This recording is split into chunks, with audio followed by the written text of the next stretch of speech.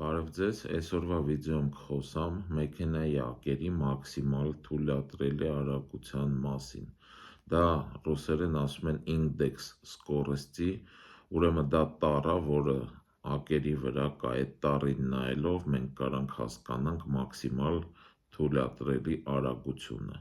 Բոլորը չեմ ասելու, որտեղ A-index էլ կա, որի մաքսիմալ արագությունը 40 կմ/ժ է, կասեմ հիմնականները։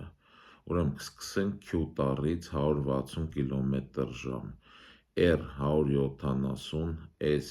180, T 190, H 210, V 240, W 270, Y 300 ու Y-ը փակագծերի մեջ